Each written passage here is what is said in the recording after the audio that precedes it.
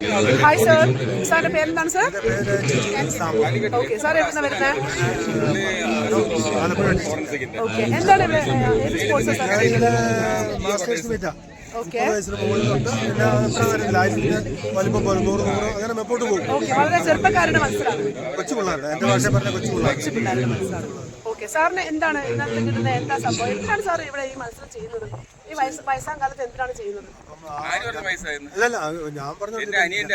ഞാൻ പറഞ്ഞോട്ടെ. അപ്പൊ ഞാൻ ഈ വയസ്സാം കാലത്ത് ഇവിടെ വന്നപ്പോ നിങ്ങളെ പോലെ ചെറുപ്പക്കാരെ കാണാൻ ഒത്തില്ലേ? നിങ്ങളായിട്ട് കമ്പനി അടിക്കാൻ ഒത്തില്ലല്ലോ. ഇനി ഞാൻ പറഞ്ഞു കഴിഞ്ഞാൽ പിന്നെ എന്നോട് പറയാം വിട്ടു പോകാൻ പറയും.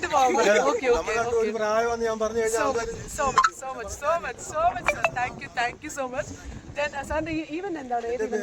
ഞാൻ 3 നേരം മറ്റേതുണ്ട്, അത് ഞാൻ പറയത്തില്ല. അതില്ല, ഞാൻ ഡെക്കാത്തലാണ് ചെയ്തോണ്ടില്ല. ഇപ്പൊ ഇവിടെ ചെയ്യുന്നത് പറഞ്ഞാൽ ലോങ് ജമ്പിന്റെ ഈ മെഡലാണ്. ലോങ് ജമ്പിന്റെ മെഡൽ ഇത് ലോങ് ജമ്പ് 60+. ഞാൻ 60+.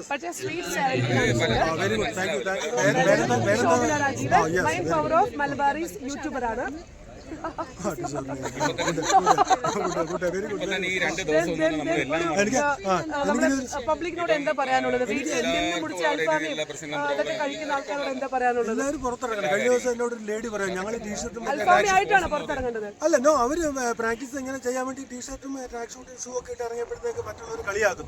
കാരണം അവർ അടുത്ത സ്റ്റെപ്പ് എടുക്കണമെങ്കിൽ അവർ ഓട്ടോയിലേ പോകത്തുള്ളൂ. അപ്പൊ ഇവര് ആരോഗ്യമായിട്ട് നടക്കുമ്പോൾ അവർക്ക് അസൂയ.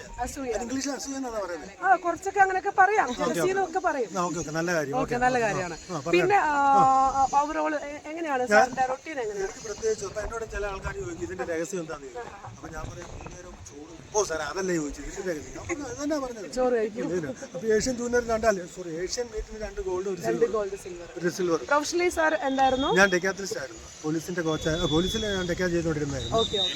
യൂണിവേഴ്സിറ്റി ചാമ്പ്യൻ, ഇന്റർവാഴ്സിറ്റി ചാമ്പ്യന്, പിന്നെ സ്റ്റേറ്റ് പോലീസ് റെക്കോർഡിന്റെ റെക്കോർഡ് 90 ഞാൻ പോലീസ് കയറിയ സമയത്ത് ഇട്ട റെക്കോർഡ് ഇപ്പോഴും എന്റെ പേരിലാണ് കിടക്കുന്നത്.